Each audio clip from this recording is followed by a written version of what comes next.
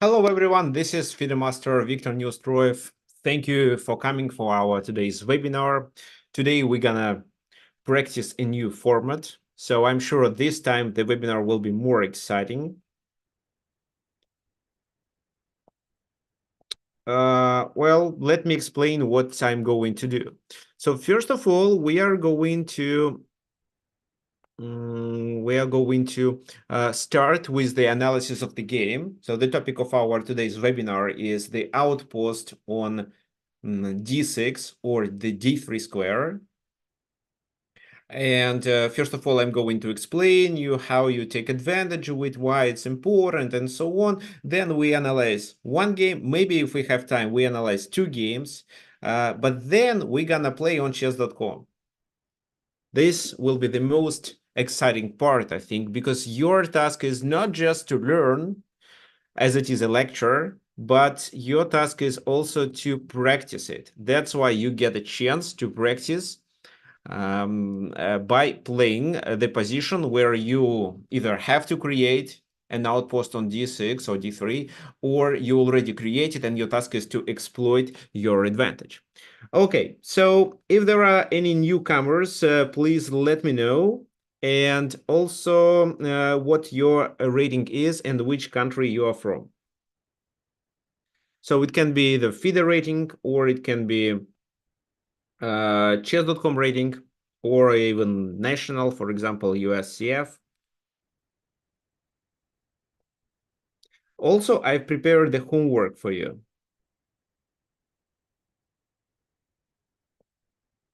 Yeah, okay. So the homework is ready. Guys, if you want to unmute yourself, it's possible. You can unmute yourself and say something. For example, when I'm asking you with some questions, you can unmute yourself and say something. Okay, so what do we have? Ayush, I'm not sure if I pronounced properly, has 1500 on chess.com. Okay, so Alan has 16. It's US over the board rating, which is good. Perfect. So, okay, so here people are joining.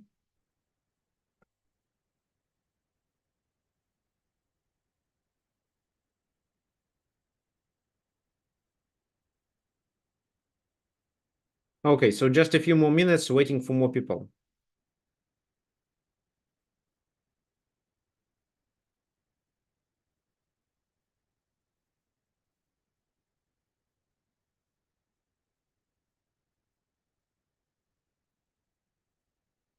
Okay, so let me try to explain it. Well, okay, so finally Paul was able to join us. Okay, so yeah, Paul joins us every time, actually, almost every webinar, I think. I think Herman had some problems last time. Oh, Herman is inside. Perfect. So everything works perfectly well. Okay, so just one more thing that I want to explain. Let's say clear the board. Let's settle the knight on d6 and push the pawns. So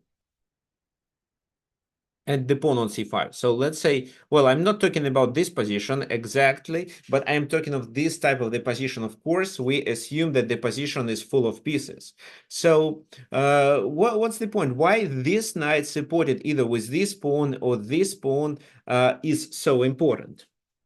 Well, first of all, it's a piece into the enemy territory protected with the pawn. Well, even if it's not protected with the pawn, but is well protected by other pieces, the knight is still very valuable. It attacks so many squares into the enemy territory.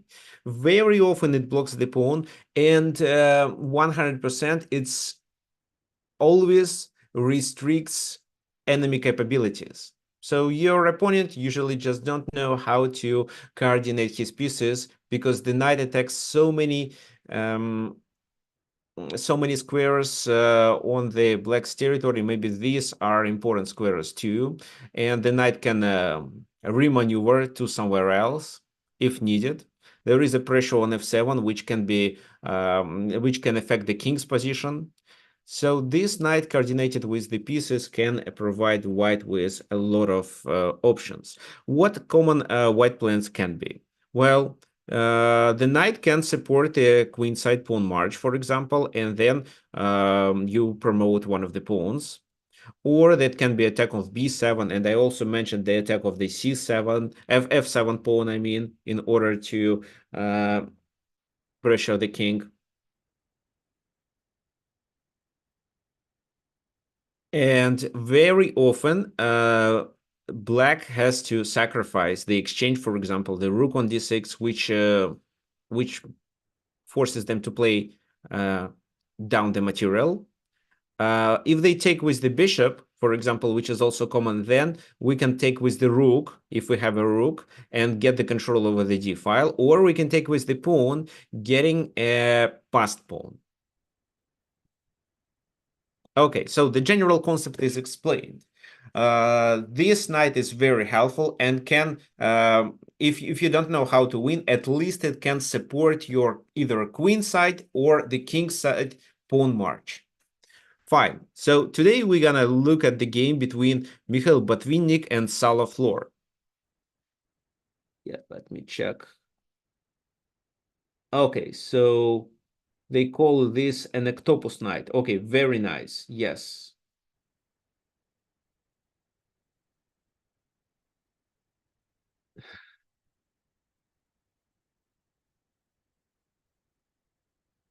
Okay, perfect.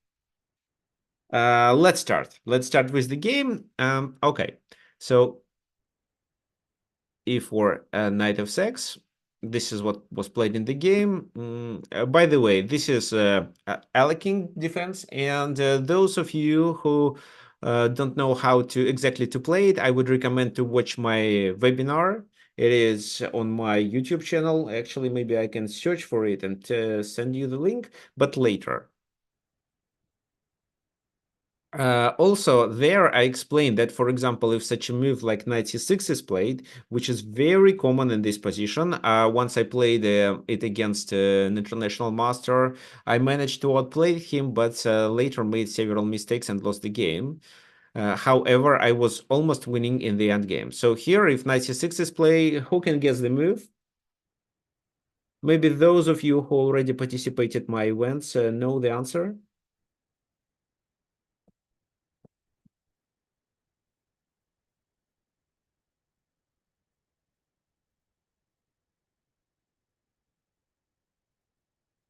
Okay.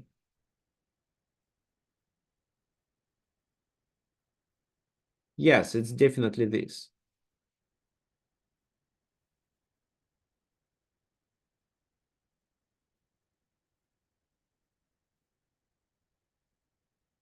It's not bishop c4, but c4. And the idea is to do what?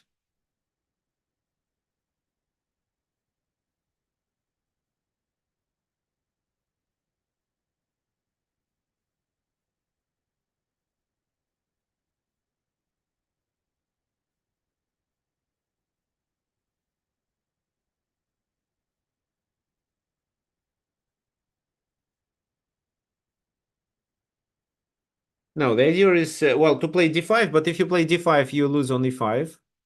And if you play e takes d6, what's the point? Okay, John, yes, thank you, John. The answer is this. By the way, guys, is it possible for you to message me directly?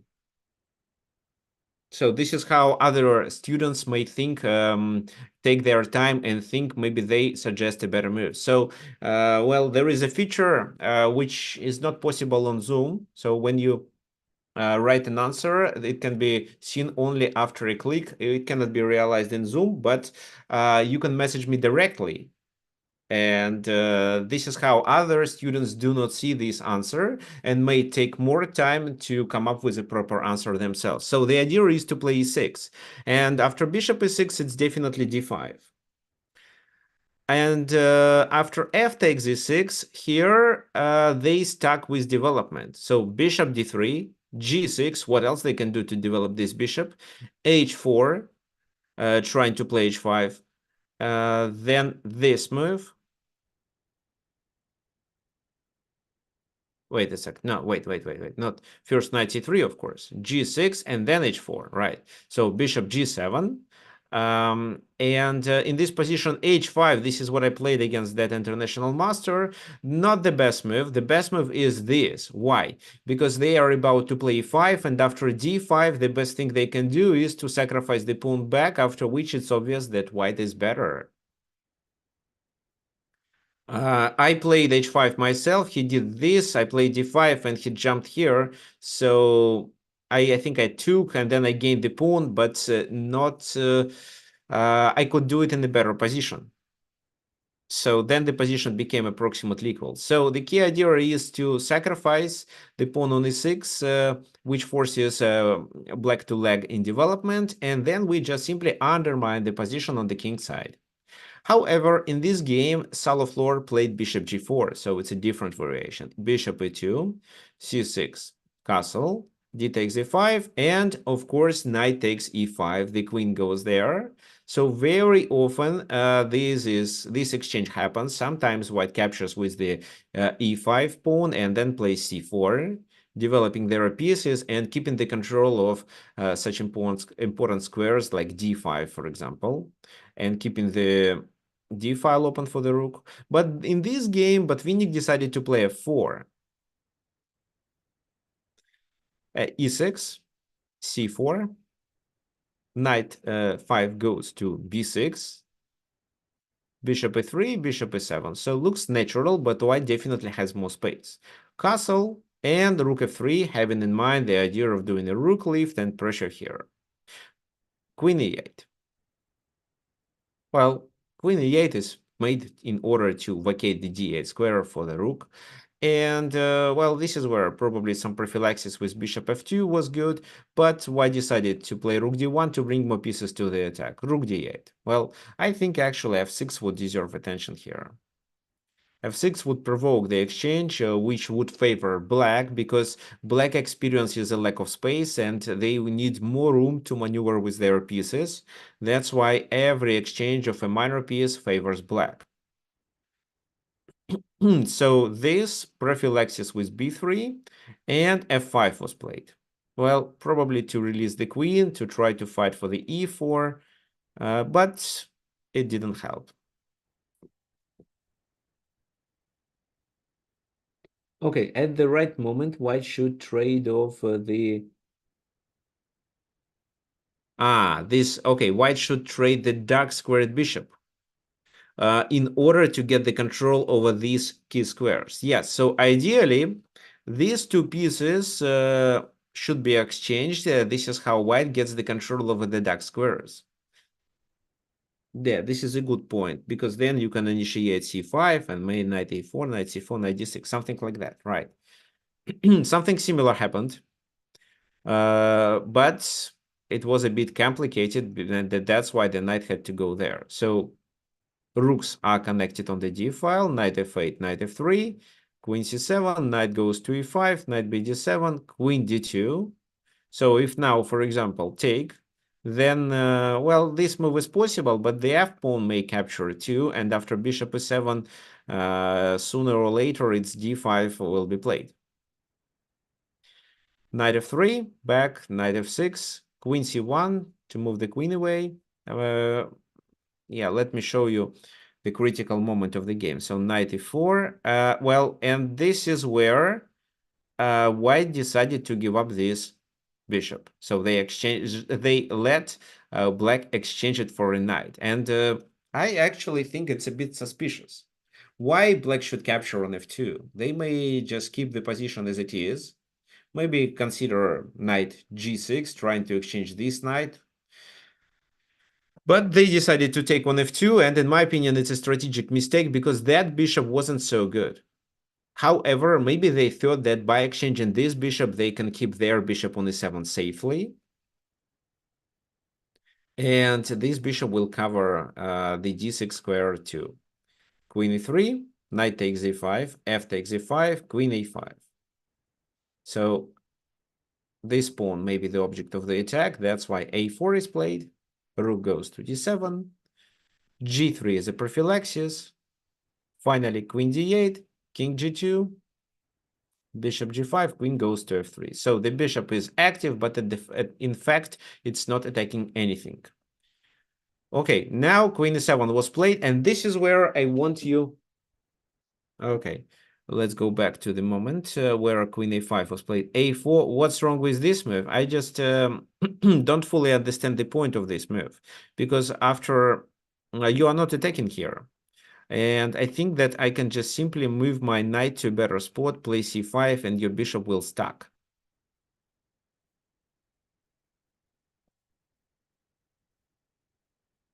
So bishop b4 is not really doing much. It's a possible move, I agree. Okay, so here, this is the critical moment of the game where both players are not sure of what they can do. Looks like white has a stable center.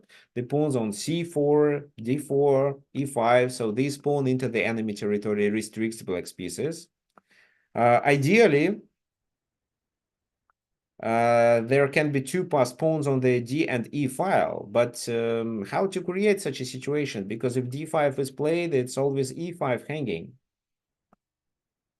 Looks like there is not enough support. If, let's say, this pawn was there and the king was on the safe place, then d5 would be a possibility. But again, after d5, take, knight takes it. There are no pawns on the d file. Then there is a knight which is a bit active, but I don't know whether white can whether it's favorable for white to play d5. If c5, then d5 is a good reaction anyway. But again, not in this position. In this position, the e5 is always vulnerable. So what would you suggest for white?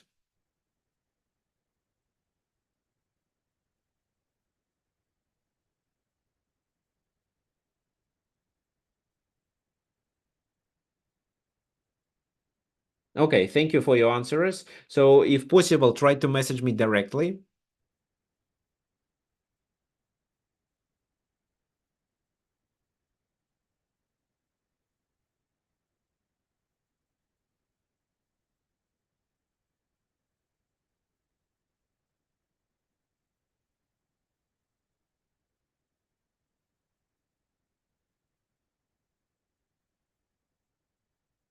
Okay, so how to message directly. You can choose who to message. Now it's to meeting group chat, but it can be to a certain person. Another thing you can, no.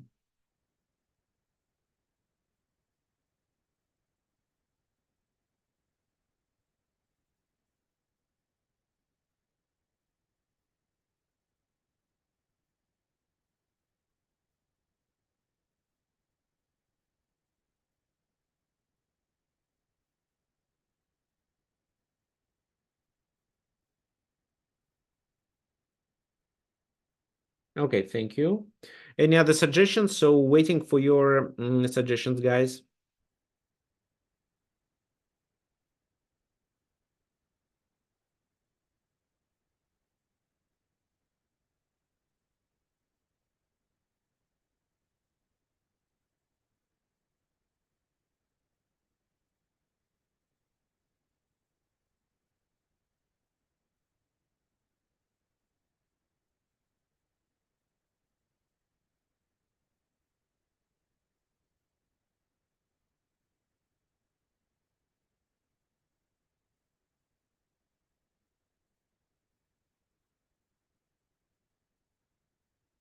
Okay, so by the way,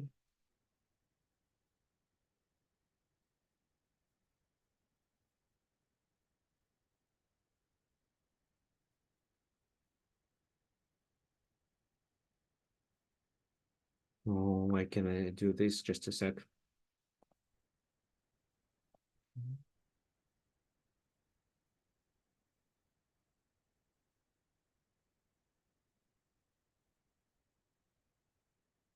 So this is the link to my webinar, how to defeat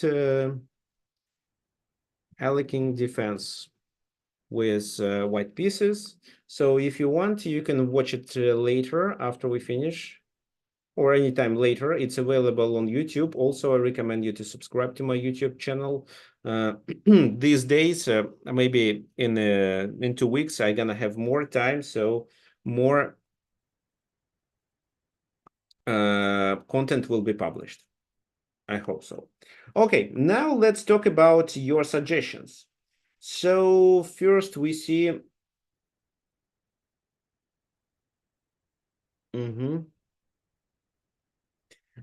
So first we see Alan's suggestion is to play c5 and b4 to support the knight maneuver knight maneuver to d6. Yeah, but Alan, can you please specify which exact maneuver the knight should move through? Okay, so there is also suggestion by Paul. He suggests to push the pawn to a5, then do this, then do that. Okay, nice. But well, of course, they move the rook somewhere, and then your knight becomes the object of the attack. Maybe it creates a weakness on c6, but your knight is also hanging, so it's the advantage is not guaranteed there.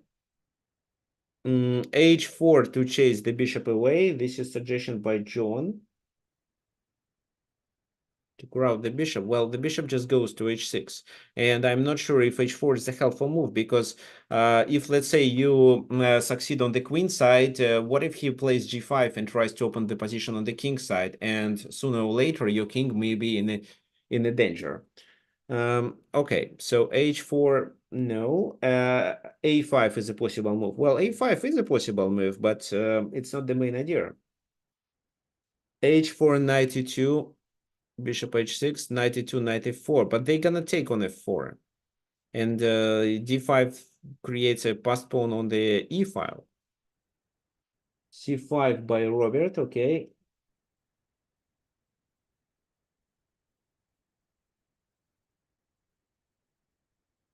okay, so I think that's yes. So Alan is correct here. c5 is not an outpost. Yeah, Peter, of course not. The d6 is an outpost, and this is what we should occupy.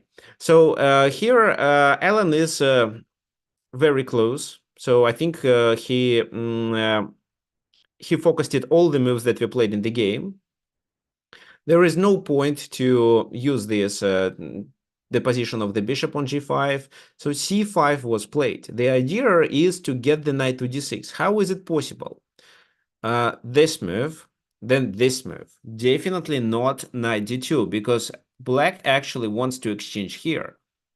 So you guys probably may ask me, well, Victor, it's so many tempi, the knight goes to d6, and what then? So yeah, the knight does a lot, and maybe you think that they're gonna move the bishop to e7 and take, which is definitely possible. But once it happens, don't you think that by capturing with this or with this pawn, you create a passed pawn which ties enemy pieces down to it? So it's definitely another form of advantage. So, right, we cannot allow them to exchange on d2. That's why we have to choose the b1 and a3 maneuver. This is exactly what happened. a5, or to stop before. Knight b1, well, queen f8, maybe it's just a tempo loss. Knight a3, bishop d8, knight c4, bishop c7, and knight d6. So the goal is achieved. The knight is there. They didn't take on d6 right away. They did it take later. I don't think there is any difference. Of course, they want to exchange, and then we capture with one of our pawns, probably with the e pawn, and this pawn will be a protected passed pawn, which means that in the end game, one of the enemy pieces will be tied down to that pawn, and that very often provides the owner of such a pawn with a decisive advantage to win the game. This is exactly what happened. So you see here, the knight on d6 was the outpost of D6, the advantage of having the outpost on D6 was transformed to a passed pawn. Well, they played some other moves. B4, a takes before, rook takes before, B7 is a weakness now, and finally black realized that they cannot tolerate this knight, they have to take it. E takes D6, queen A5 with some counterplay here, but who cares? This. Well, rook e8 is played. This time, rook b7 doesn't look so good. Rook b7, queen d2, and they try to attack our king, so they have some initiative here. It may be not a winning position. That's why white prepares for this invasion and continues with queen e2 move first. Queen e8.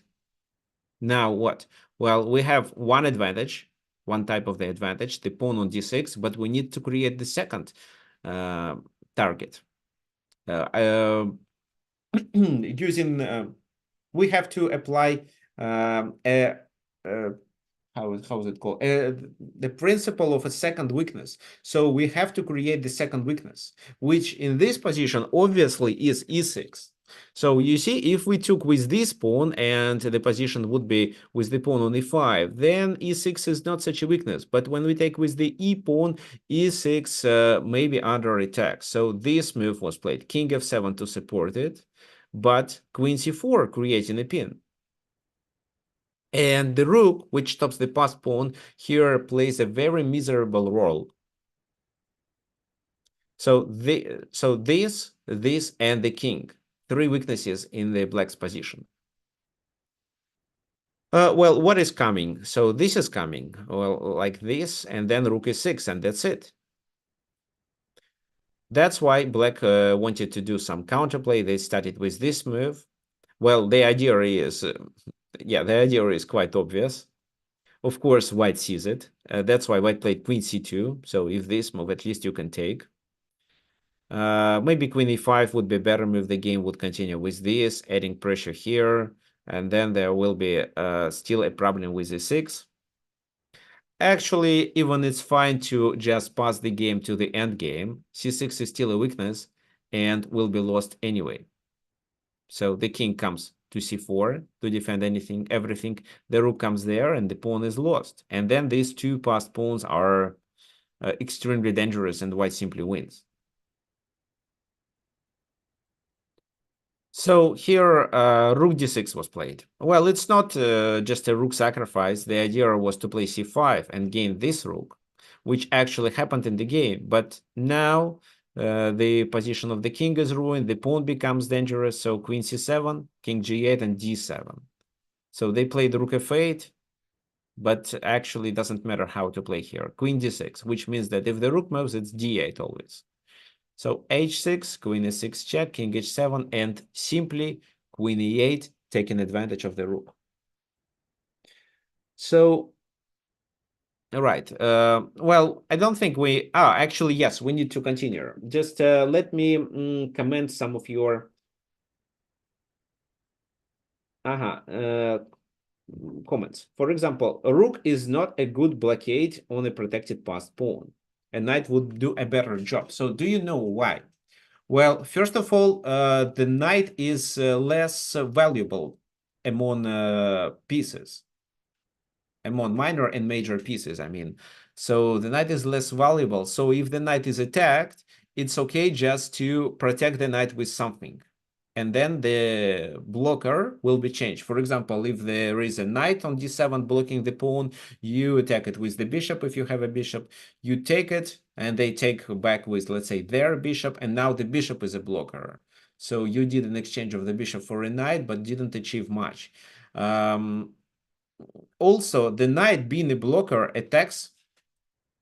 Yeah, let's say, let's go back and I'll just quickly show you why it is important. So let's say it was a knight here. The knight would be attacking a lot of squares. The rook is not doing any helpful things. Even the bishop won't be doing anything, but the knight would attack these squares.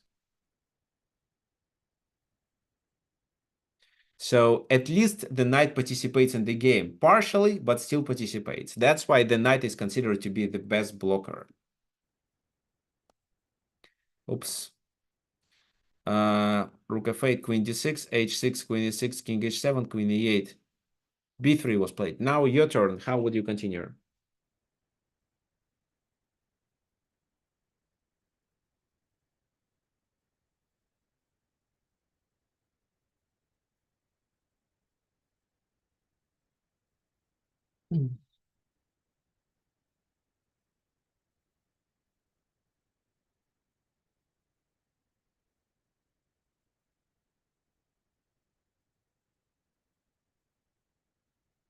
So queen e8 and rook e8. And then rook e8, you mean? Well, if you play rook e8 in this position, he does this. You take this, he promotes. And if you promote, there is a checkmate. I'll show you. Like that. So that's why rook e8 is not the best move here. Okay, the other suggestion is rook b3. Wait a sec. Rook b3, b takes a4. Are you sure it's winning? Black also has a passed pawn. And once you block it, they can just capture here. Then it's 3 versus 3. So what have left?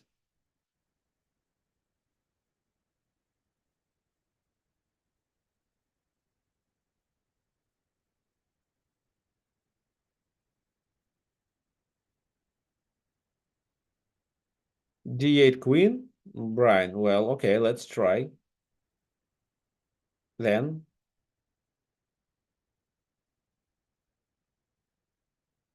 rook takes b3, then it's still the same. You even have to play with 2 versus 3, which is still a draw.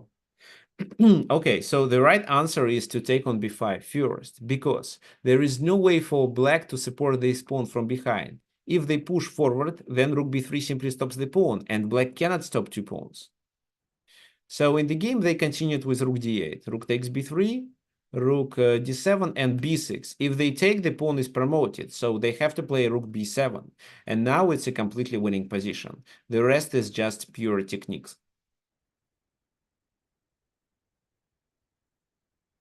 Finally, the king goes to b5. Then the king goes to a6, chases the rook away, and the pawn is promoted. Right. So, guys, well, at least you learned how helpful the outpost on d6 is, and you learn that this outpost can be transposed to a protected pass pawn. Of course, we have more examples, but this time I would like to you to play it in a different way. So, is there a possibility for you to log in on chess.com? I'll show you what we're gonna do then. So while you have time, please log on chess.com. And by the way, guys, the webinars are free, but if you would like to donate, there is such a possibility.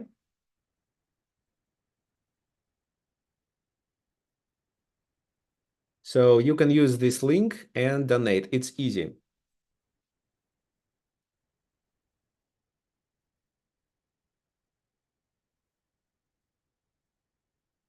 I also tried to pin this comment. So how to do this? You just click, then you click donate, and then you can donate through a PayPal. Okay, looks like maybe you don't see my screen. Then a pop-up window appears. So once again, you click the link, donate. You click the button, I mean, and then you can donate what you think. Let's say $10. Then you click PayPal, and it will be automatically transferred to my account. Okay, so thank you for donation for those who already donated at our previous webinars. Well, if you want more, you're welcome. So if you cannot afford it yourself, so don't worry, the webinars are free, so it's for those who can. Okay, let's continue. So let me just stop sharing the screen because I need to do something with chess.com. I'm going to set the position there.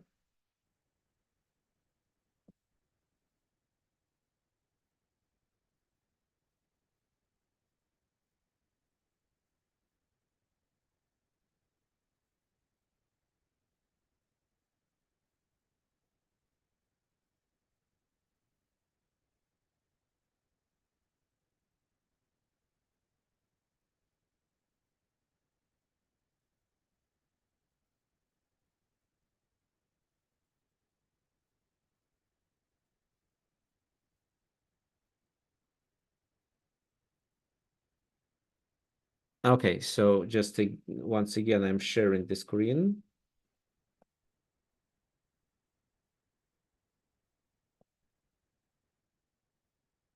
Okay, so I'll share the full screen.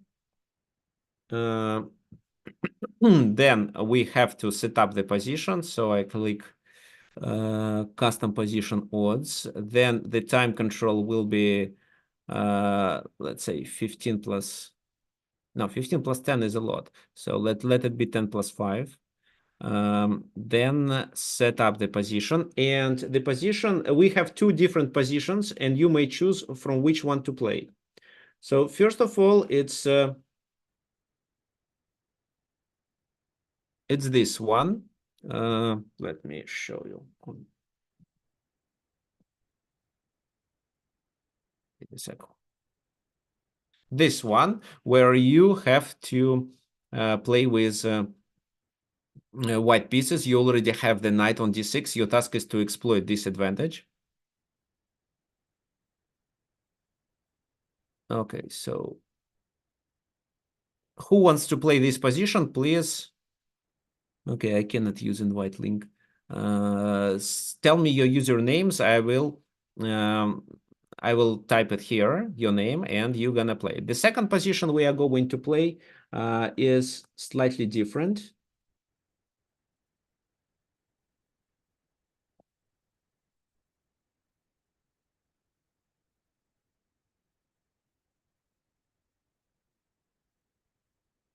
But maybe white has advantage there.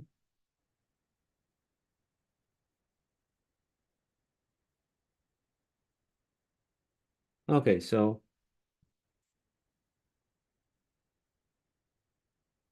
okay, there is no possibility to use invite link, which I actually wanted to do. And I'm playing with black pieces. Oh, invite link works. Yes, the link works. So everyone who wants to play this position, please click on this link.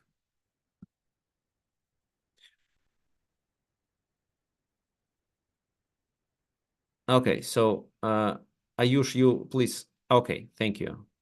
Dynamic factors. And the second position that I would like to play. So here it's white to move. And the second position is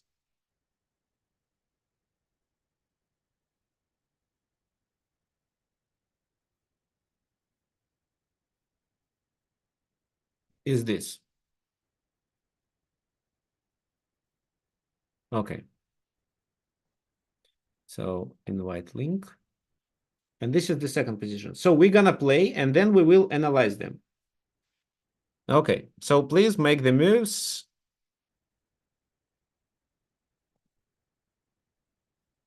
Okay, so here, Peter, where is open? So there, here they are. Okay, so here, 94. Okay, nice. Let me deliver a check. I'm going to comment it. Parallax played f5, which is quite clever. I think I can just play knight d5 and exchange the knight. The third one is Peter plays here. Okay, here. Oops. Waiting. Oops. King of 3. 6, 5. Let me play this move. Take. Then what? Here. So guys, click on these links and challenge me. The first or the second one. And then we will discuss. Okay, g5. Okay. g5, h5. I don't want to open the position because my king can be in a danger. So here, Brian. Okay.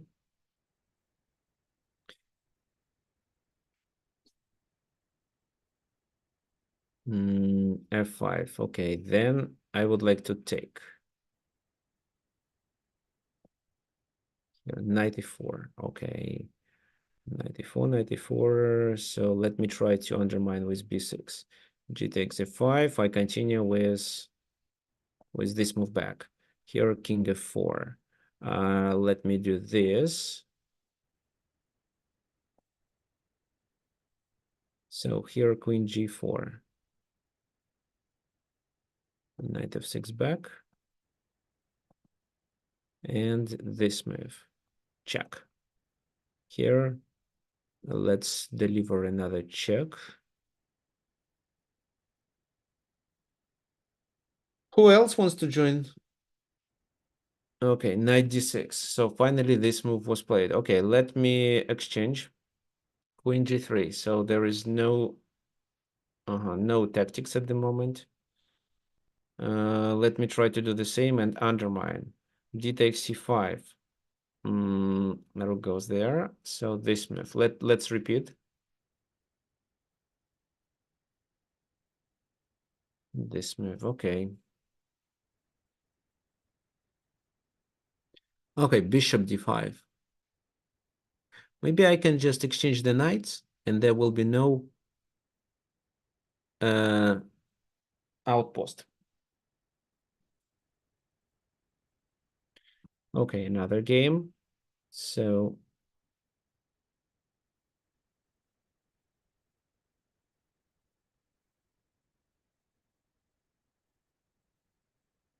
e6. Interesting. Okay, I take here this move. Okay, so then I will take this a3. Bishop e8 is a prophylaxis, knight f7. Yeah, so looks like here I experienced some real problems. Now my rook is trapped. There is no better way but to play this, and then I take on d6. So knight e4. Okay, knight e4, this. Take, I attack it. This, rook a4.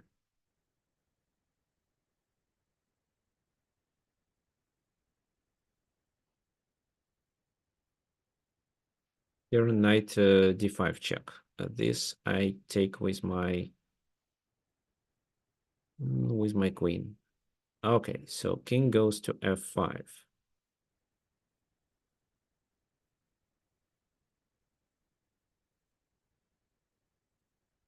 Then I do this move. Queen goes there. There is still no discovery. Oh, there is a discovered attack this time. Okay. How should I continue here? Maybe I can continue with f5.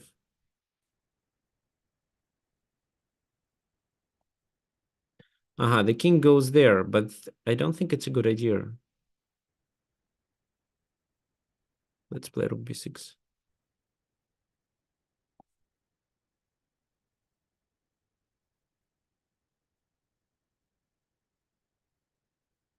Let me try g5 to get some counterplay. King goes there. Right, but what if I take? King goes to f4. Let's deliver another check. Queen goes there, so how to play? Rook d4. No, f4, g4. G4 probably does make sense. My bishops are bad. c5 to try to undermine.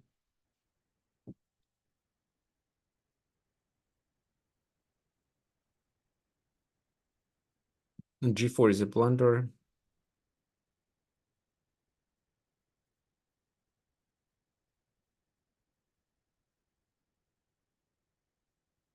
Okay, let me try. No, let me try this. Okay, rook checks. This is what I didn't see actually.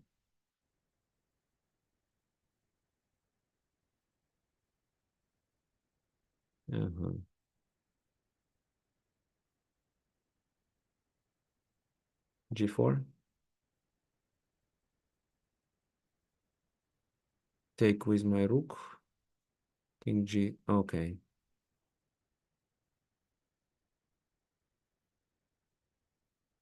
And if I do this, G3. So here I'm in a really weird situation. I can't even capture. Okay, let's try to look for some counterplay. Bishop goes to e2. So this pawn is vulnerable. And let's just save it with the king on g7. f5. Okay.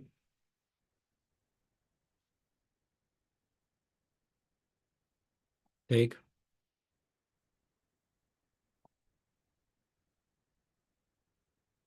So what now? I want to take on f5. I think it's a good idea. Okay, queen goes there to try to undermine my position. Okay, then I can take on d4, right? Can I take on d4? Yes, I can. Oops, I'm in a danger. So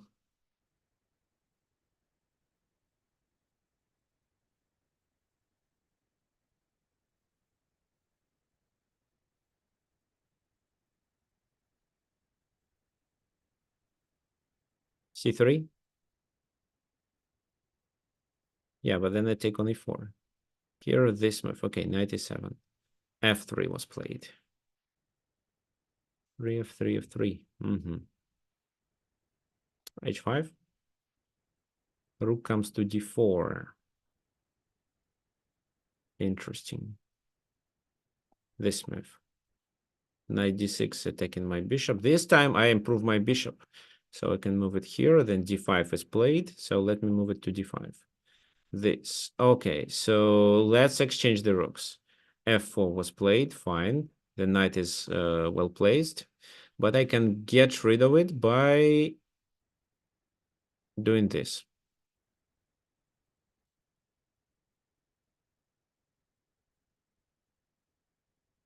So what are we doing here? The first part was a lecture. Second is a practice. I'm playing against students.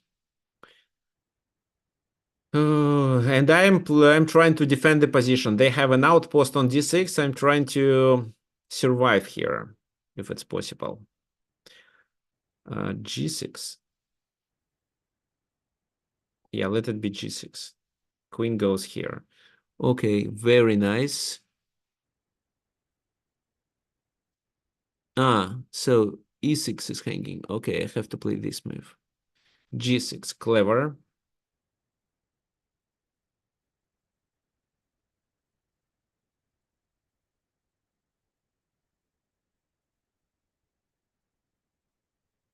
C2, G7, C1. Okay, it doesn't work. Okay, I have to play this move.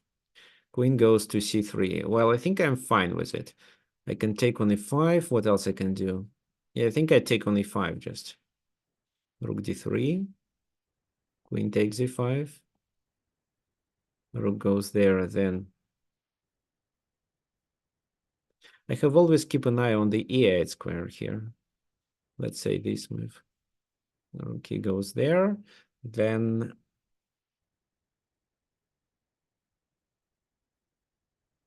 Queen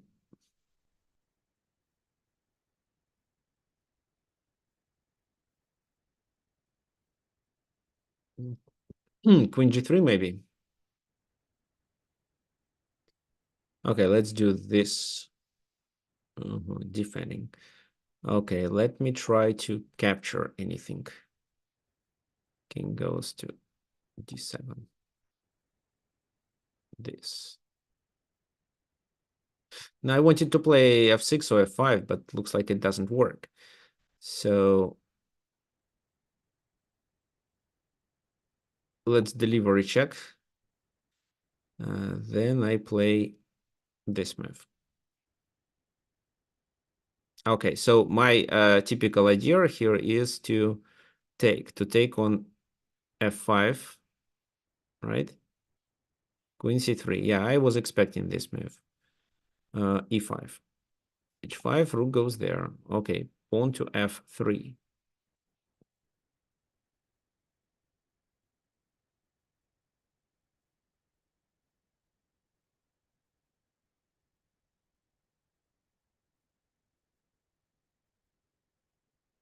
So how can I continue here? My knight is important. It defends the e6.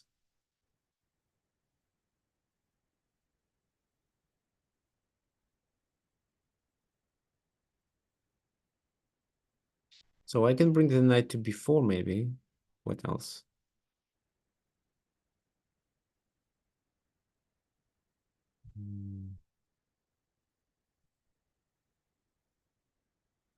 What else? What else? Yeah, well, let's do knight before. Okay, this move. Fine. So this is a check. King goes to g3 here.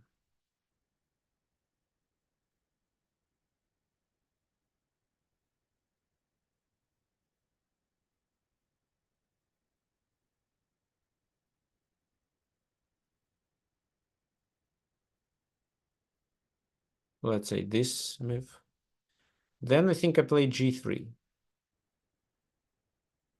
Yeah, g3 should be fine. So the king goes there to enter my camp, but I take first. So here this, rook f7. So I have no choice but to take. d5, fine. Let's create a pin. So this move. Okay, so I actually wanted to play f6 or f5 here, but then d5 is coming. f6, d5. Well, d5 is actually not so bad.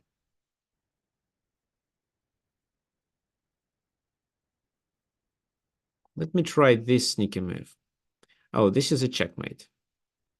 Rook takes here. King e8. Queen h1. Thank you for the game. Here, so yeah, let's do this and take the h5 pawn. So the knight goes there, and how can I take advantage of it? The knight goes to f6 probably. I can increase the pressure on this pawn on d4. So take here. Take on f5. And, well, rook d5 with a tempo.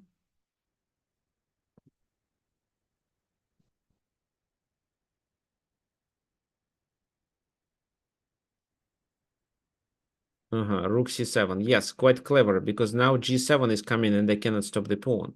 So looks like I'm losing anyway here. Now let's do this. Okay, another game. Well, actually, I think we played one, so one is enough.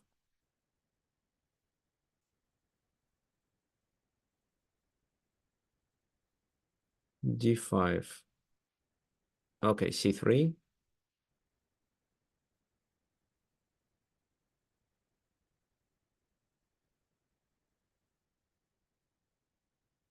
Because then the third part of our webinar will be to take a look at these games, especially the ones that I lost. Rook d4. Rook d4. I can play c2 to get more room for my rook. So my next move is this. Okay, this. Can attack the pawn.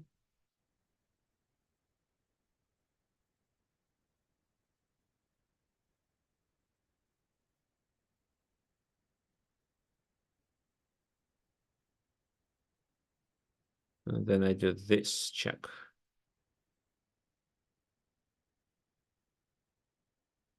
Okay, take.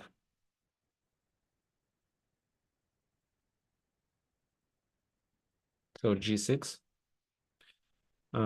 Here g5. Yeah, but then I take on d4. King g8.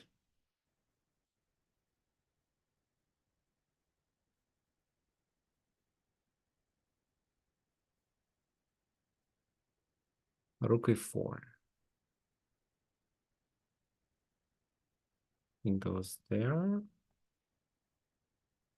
Queen e3. So this is how Peter decided to get rid of a pin.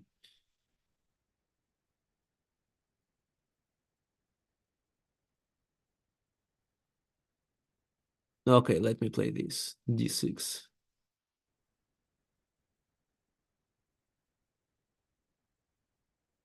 So d7, the pawn can be easily stopped. I don't think it's a problem for me. So let me do this move. Okay, f6. Yeah, okay. So you want to win here. Your pawn down, but the position is quite favorable. Here I take with my e pawn in order to avoid to get rid of a weakness. Okay, now,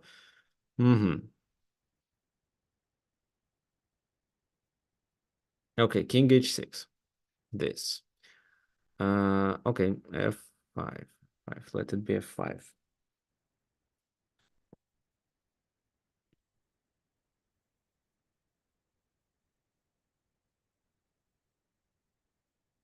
So the knight needs to escape, so that's why you decided to play such a move.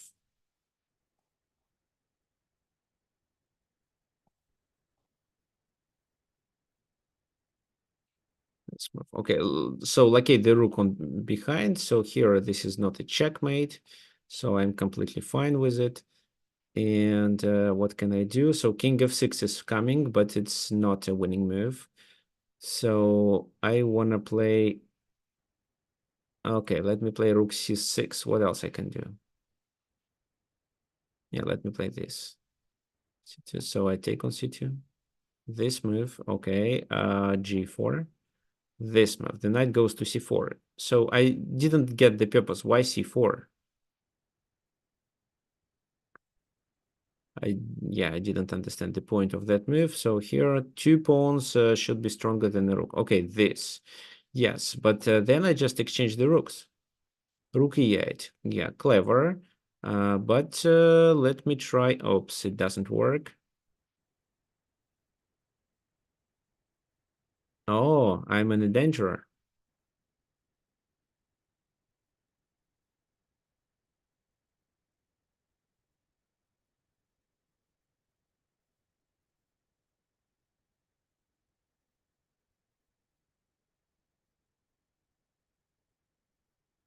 Yeah, the pawn in game is completely lost, so I have to play this move. This f3. Knight goes to c5. So fine, I expected it. This king goes to g7. Take. Well, that was a winning position. So here, this. Then I have to take. Okay, king takes d5. So I have to take this. a4. Very nice. Yes, you have to play a4, but maybe I'm winning here. I want to calculate this option. So take b4. Let's see if it's good or not. Well, maybe not. So let me just play something natural.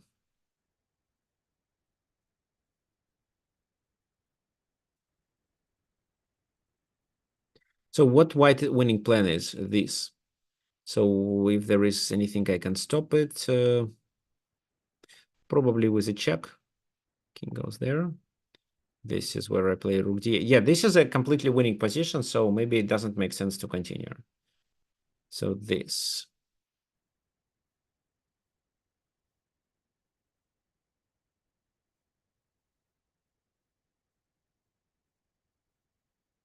Mm, rook goes there. King goes there. Okay. Then I can attack with this move. b7, f2, rook a4. And my plan was to play rook b1, but after knight a6, I'm not sure. So maybe c3 is better to play first. Yeah, let's play c3. So rook d6, then I take.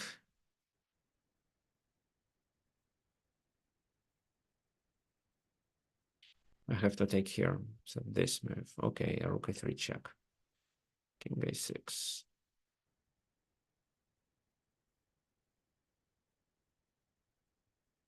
Rook b1.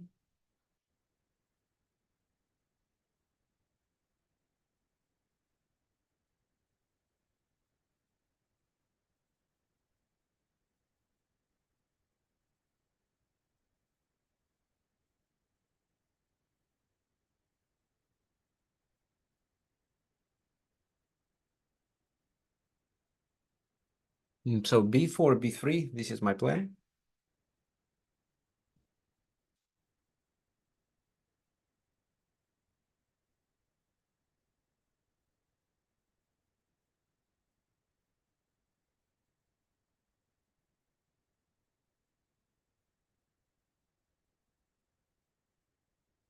Oh, that was a mistake, actually. I could play better.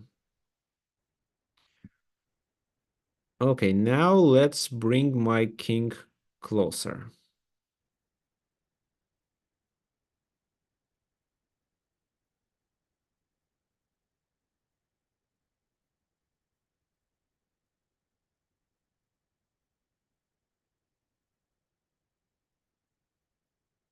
So if I play this, it's probably this move. Then b2 doesn't work. So let me play this move and take the pawn. And I think I can draw the game. But I was completely losing, so Parallax could play better.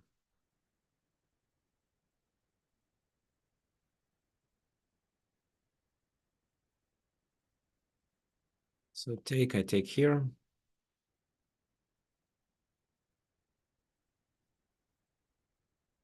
Okay, let it be this. Oh, mm-hmm. 2 pawns are already advanced. This.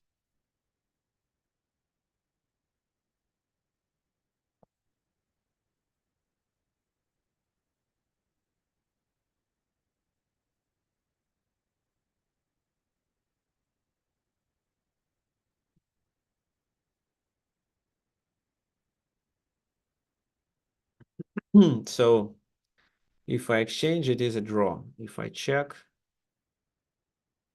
I can try this move. Then let's say f1 equals queen. So Brian, I think it's lost. Check.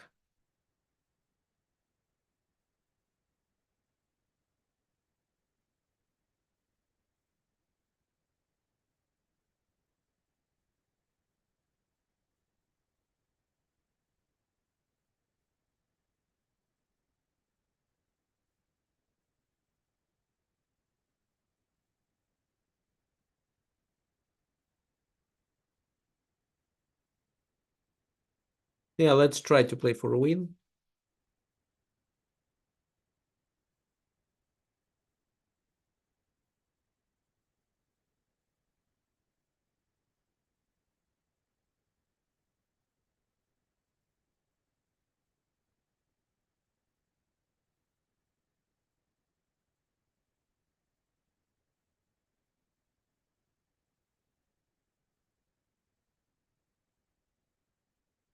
So how can I play? King d3 maybe.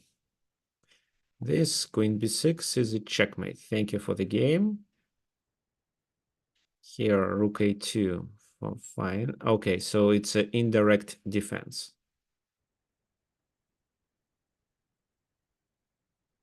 Clever.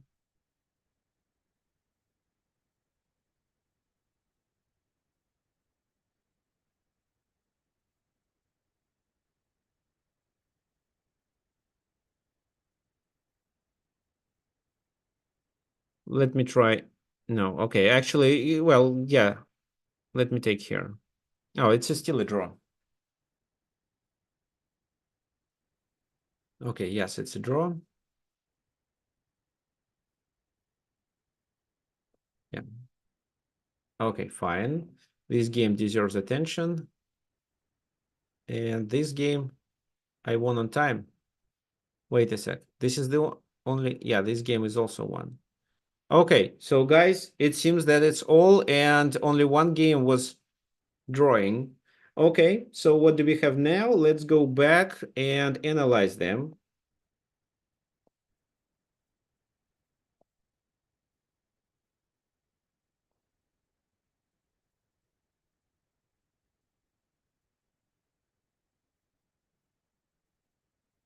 So of course, not all of them, but I like the one that Peter played and the one that John played.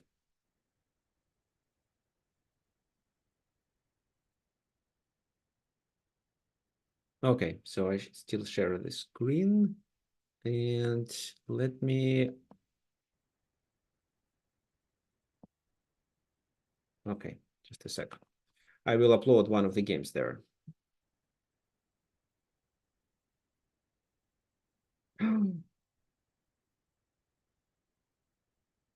Wait a sec, I don't see them anymore.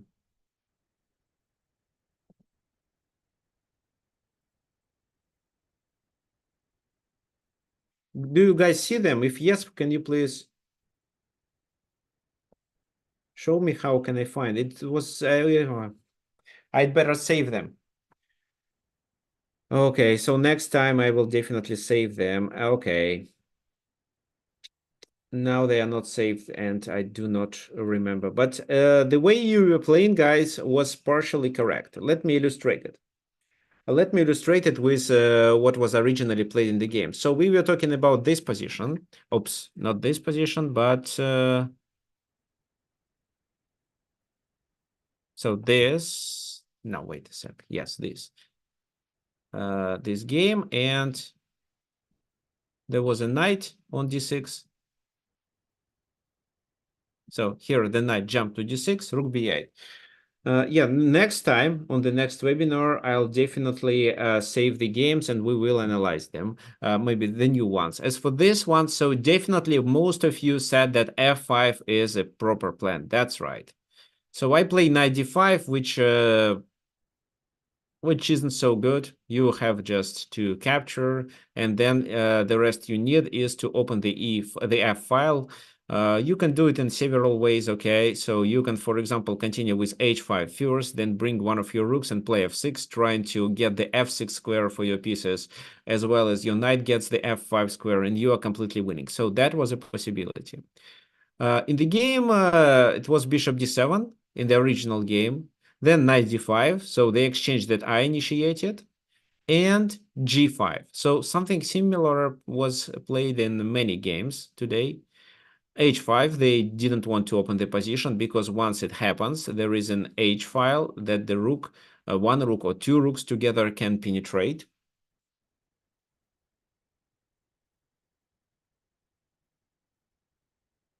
So, Peter, you have these games in your history because I don't.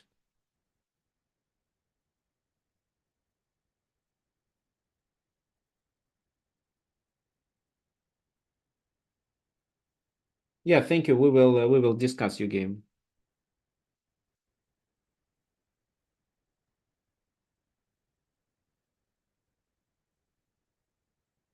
Oh, wait a sec. No, I have them. I have them. Yes. Sorry for disturbing. Yes, I definitely have them. So there is a Peter's game and yeah, John's game. So we're gonna check them. So let's start with the Peter's game first, just quickly, and then I will continue demonstrating what happened. So what happened here? 94. Okay, that position. The second one, b6, I was trying to undermine. Knight d6, right. So even if I undermine, the knight is still supported. Rook a b8, I added some pressure, but there was a discovery check, so the b2 pawn was protected. But I just didn't find the way that I could protect. So that was a possibility. And what happened there, you'll see in the original game played by Grandmasters. I just sacrificed the pawn, and then you see I just have no squares for my rooks, for my d8 rook. Knight takes, queen takes, and this is where Peter started making mistakes. So what should be doing here is just simply exchange pieces, if possible, of course. So I'm not talking about this d5 knight, but I think so f5 should be played here.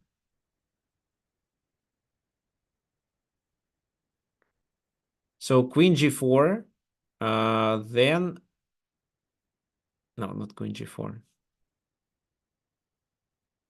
So the simplest way is just to take here queen e8 and then just queen e5, adding pressure, protecting here, and then just f4, e5, opening the position. This is where you could realize your extra exchange. g3 is a bit passive.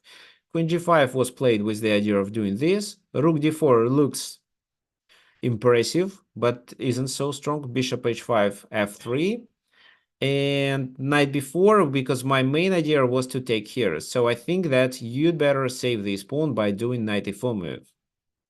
Then regroup your pieces and continue with this. So it was important to keep this d6 square under control, to always have the knight, the ability of the knight to go there. So, well, bishop e6, maybe bishop e6 first, knight e6, this, then king escapes to h7, to h8, and queen e3. That was a possibility. Then there is a fork, but I have a few doubts regarding this fork because of knight f7. And after rook bishop takes, there is a check, which is a discovered attack. And if king goes there, then queen d3, right? No, because queen d3, bishop g6.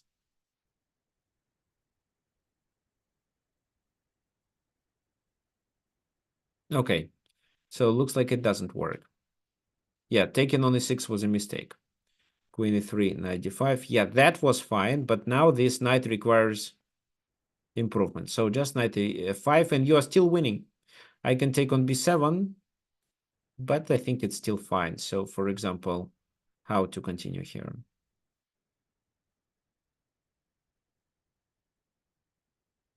Well, there is some risk, but maybe just this move, and after the king goes, then just king h1. No, king h1 seems suspicious. Okay, let's say that just this, queen goes to c2, threatening two mates. Okay, so it doesn't look so pleasant.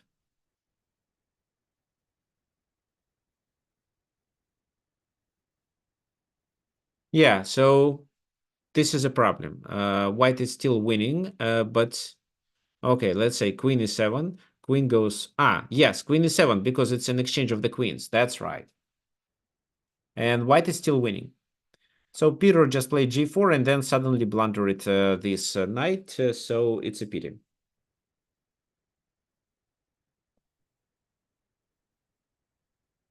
Yeah, actually, the games are saved in the history. It is also possible to save it in the library. Okay, so, and there is also the game by Parallax. Let me, Parallax was completely winning. And he did a lot of proper things.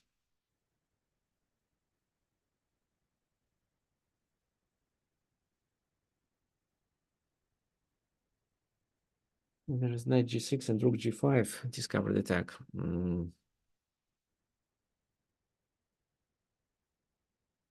So where knight g6 and you mean knight? You mean in this position? No, I don't think so. Okay, anyway, let's quickly have let's analyze this. So I play knight d5 right away. G5, yeah, exactly similar to what happened in the original game. G6 and E6. So I actually think that you should take. You should take, and then you should play e6 and enter with your king. That would be much better. So take, e6, then you go there, and then you activate your rook.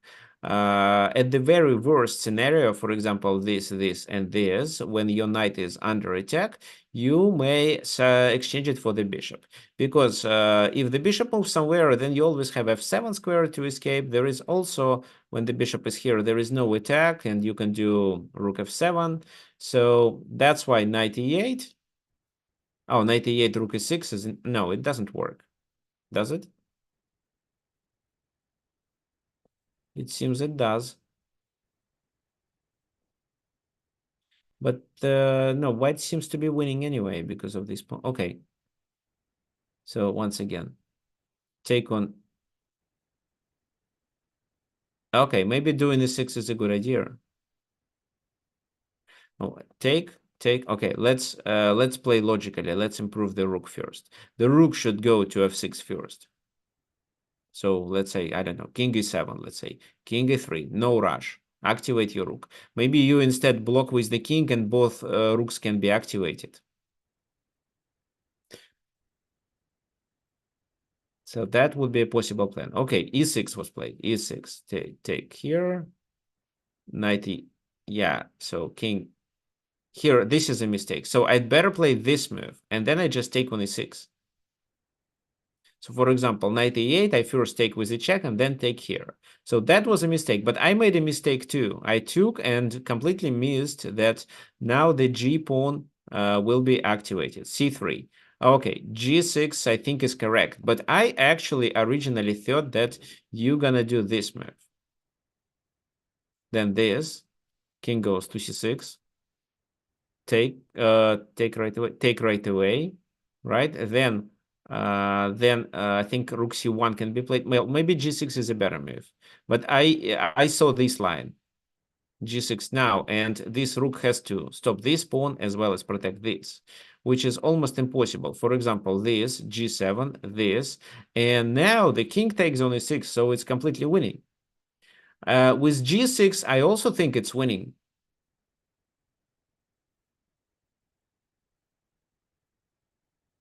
Right. And in this position, rook c7 is, well, rook c7 is clever. Maybe you can do this move, because after c2, you promote first. And of course, it is a checkmate.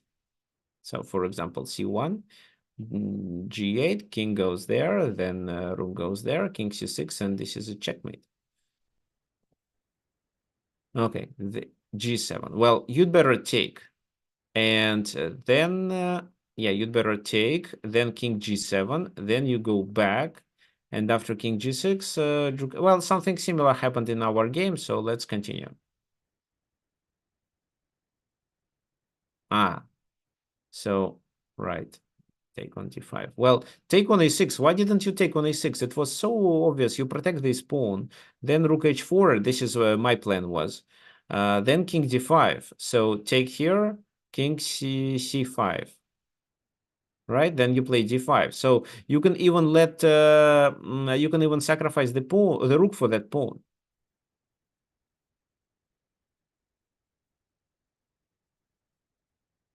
And this is already a draw. This is already a draw, so it doesn't deserve our attention anymore. Okay, guys, so let's see what happened.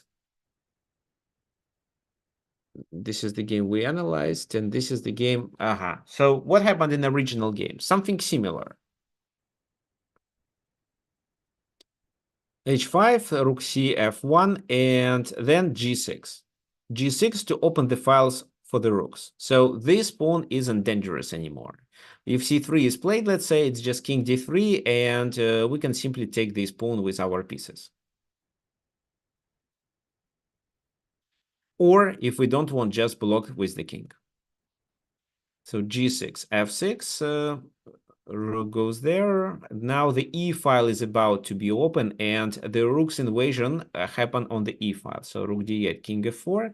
Well, king d2 could make sense too, because we may need to stop the pawn. But white calculated everything and simply stopped it.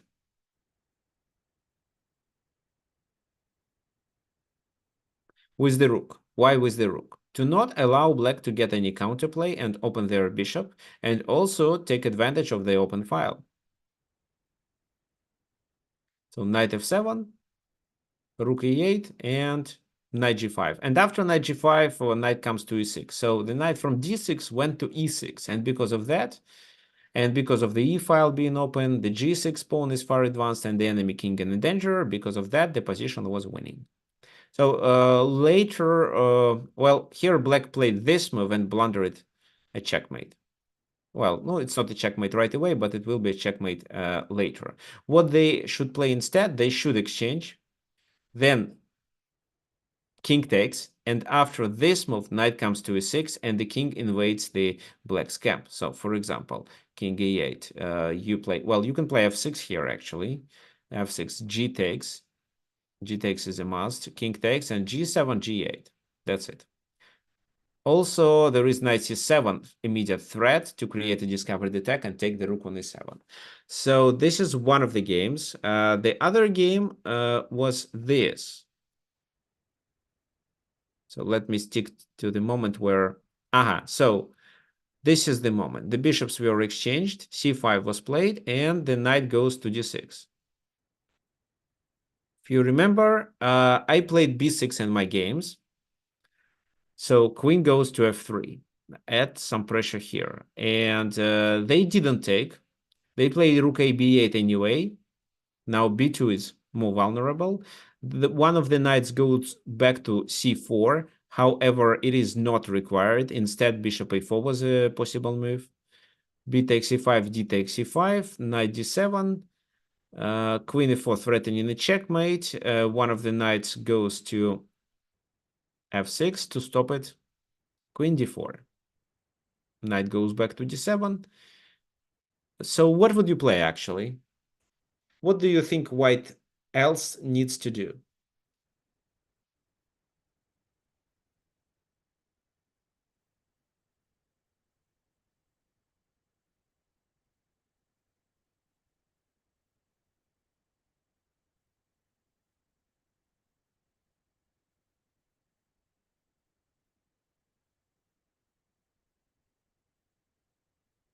A rook lift. Which exact rook lift? Rook d3, rook g3? Why do you think that this rook lift is helpful?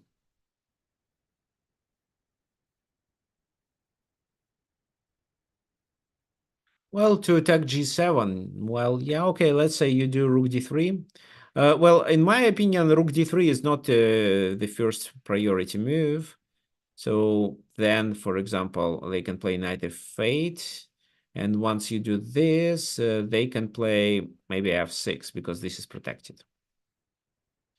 Yeah, this is definitely a possible way to continue, but it doesn't illustrate the key concept. So the key concept here is the d6 knight, and our task is to make the position of the knight on d6 more stable. So right now we have to stick our queen. We tie our queen to the c5 pawn. That's why it makes sense to play a3 and b4. So the best move would be this, but then this queen is tied down to the pawn on a5. The knight c4 is always wants to capture it. Then, for example, bishop here, attacking here, then maybe a rook lift, actually. Why not? Okay, so knight f8, b4 was played, knight e7. The knight is pinned now, and white focuses on the kingside attack. After white achieved stability with their pawn chain and the d6 knight, white starts to initiate a winning plan. So now, yes, it's a rook lift coming.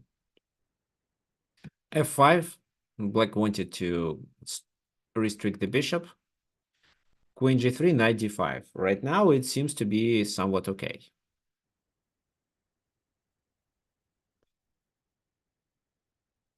So what would you play here? What do you think? Well, let's apply the principle of two weaknesses. The d6 square is weak. We already occupied with the knight, which improved our position a lot. What else? What else we can do? What about the second weakness?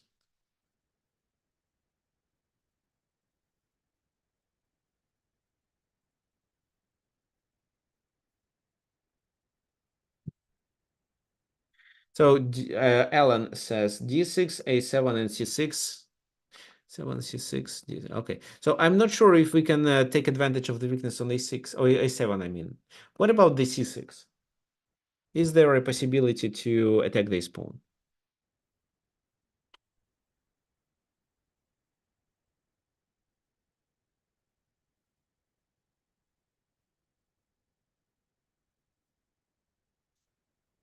Bishop a4, right. And this is the move. No, this move wasn't played in the game, but bishop a4, I like the idea. So the idea is to take here, exchange the queens, and then capture on on c6. But here, Vasily Smyslov, who was playing with white pieces, realizes it in a better way. He plays knight a5 because he wants to capture on c6 with the knight, which also does a fork. So knight takes, rook takes, queen takes, knight takes c7, knight c6. Well, this time it's not a fork, but this is an extra pawn and a protected pass pawn on c5. Well, bishop h5, trying to gain the exchange. Well, just rook c1. Why rook c1? Because white assumes that the d file will be closed with pieces, while the c file is likely to be more open. There will be one pawn, the c6 pawn dies, and the c5 pawn may require some protection from the rook, with the rook from behind.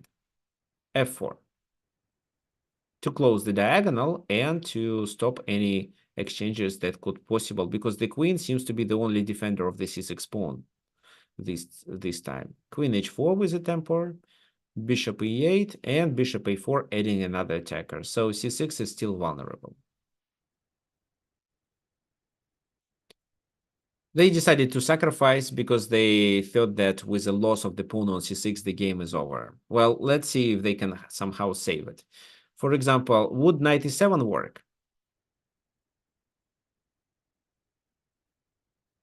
Well, what do you think? No, the answer is definitely no. But why no? What's wrong with it?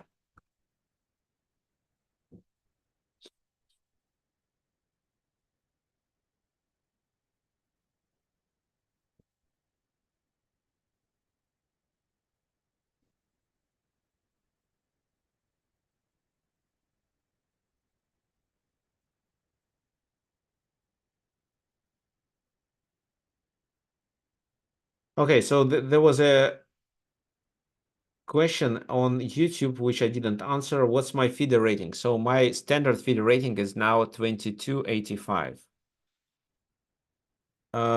This is not a part of a new course. Oh, wait a sec.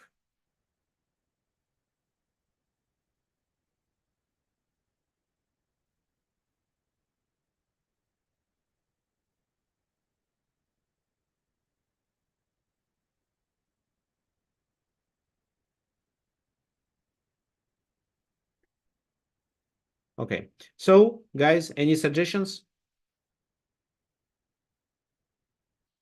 Well, here the answer is pretty obvious. You just take the pawn on f4 and you pawn up and you still increase the pressure on the enemy position. So 97 doesn't make sense. Too many weaknesses. What else can defend? Well, nothing can defend this knight because even if, well, it's even impossible to play rook c8 move. So black decides to sacrifice the exchange, which is quite common, quite a common way to fight against the outpost on d6, but it's obvious that there is no compensation. Knight c4, then the knight goes to e5, and black just resigned because they have no compensation. Even the number of pawns favors white. White has one pawn up, extra exchange, the position is open, there are no weaknesses in white's position, and they are about to create a pass pawn on the queen side. That's not the end, guys. What I prepared for you is homework. So let me send it to you.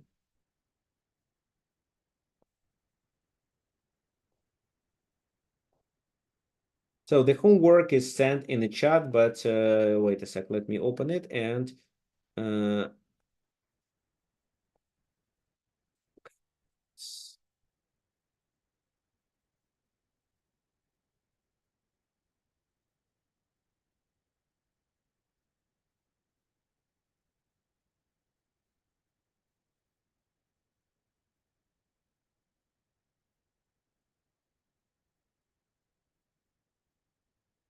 so this is the homework for you. There are two positions. This is a PDF file that I've already sent to the chat. These are two positions. So the first one, it's white to move, and your task is to suggest the plan. What is the plan? The plan is a series of moves. So here I ask you to send me a series of moves that white are going to do. Well, you can send it for both colors. Like, let's say white plays this, black reacts with this, white plays then plays this, black reacts with this, and well, you can also comment. So maybe there is no certain win, there is no checkmate, there is no extra material, but if so, your task is to explain because of which factors white improve their position and what they should do in order to play for a win. The second position is more about some concrete variations. So here d6 is still a weakness. What would you suggest for white? Here it's about the concrete line. So the first is plan, the second is a concrete calculation based on the weakness on d6. All answers please send to tricksofchess@gmail.com when you have time.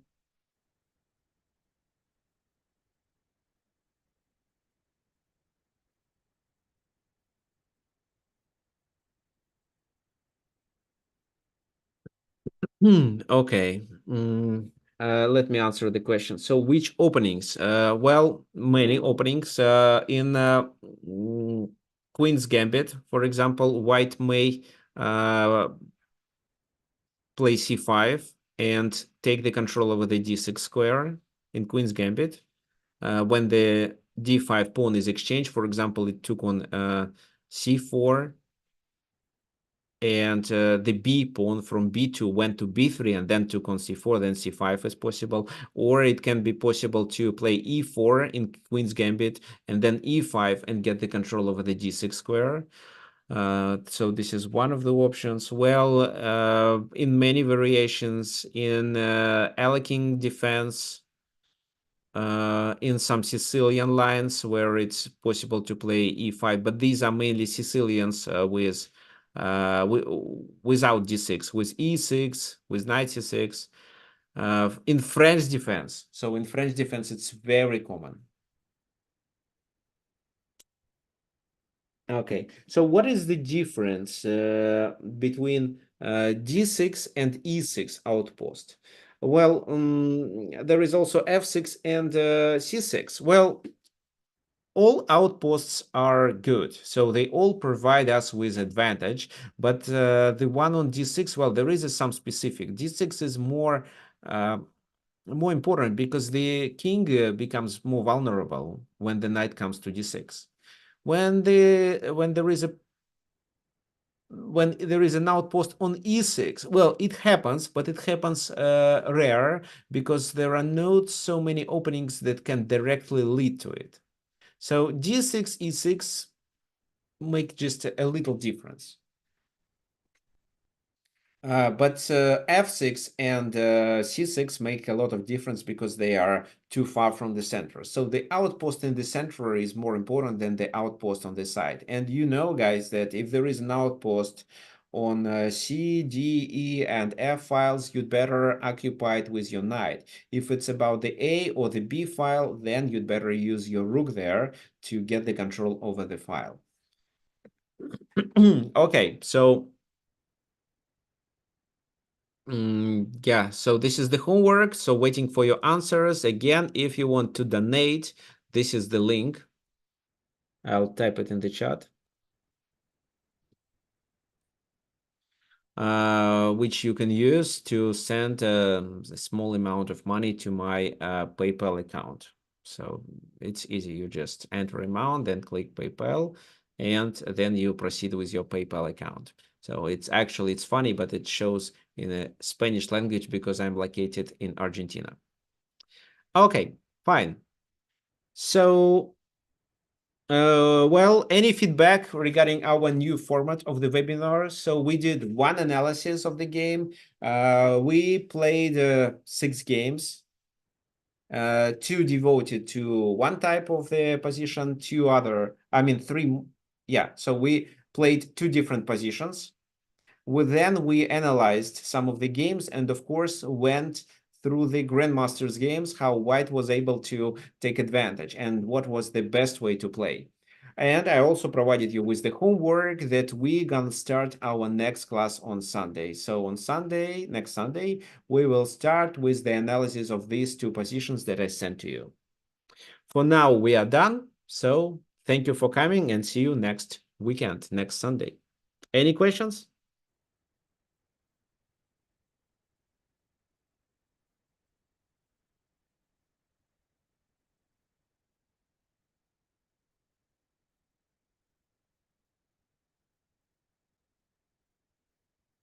Okay. Anyway, you can always message me at tricksofchess@gmail.com. See you on Sunday.